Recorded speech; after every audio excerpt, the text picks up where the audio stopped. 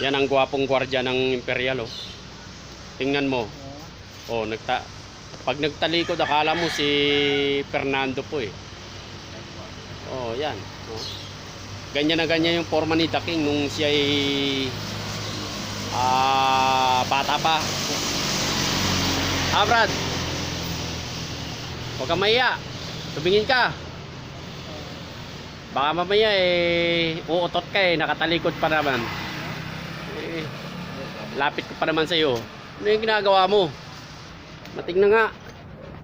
Mukhang busy ka dyan, ha? Ha? Ano yan, pre? Ano yan? Umiya. Ikaw naman, oh. Bulitas to. Bulitasan. Mukhang ibang klase bulitas yan, ha? Saan mo ilalagay? Lagyan ko ng isa. Yan, oh. Oh. Nahiya talaga to, oh. Ayaw pakita mo ka, eh. Ito painanti ko. Oh. Sipag yan.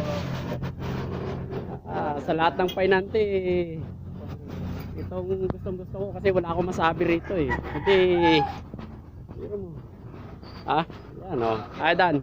Oh, yan. Painanti ko yan, ha. Biro mo, natulog ako, ginising ako. Nakasiting na yung hose. Oh, diskarga na lang. Yeah. Hindi mo na kailangan utusan to, eh. Alam na alam yung trabaho.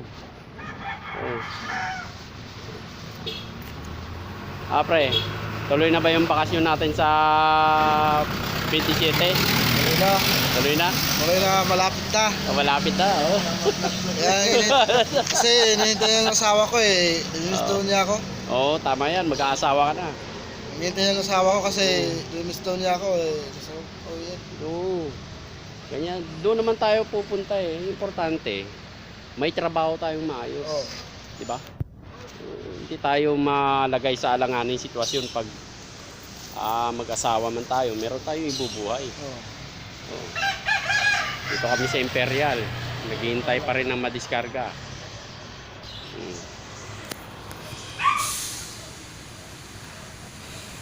Maluwag ang kalsada, walang traffic.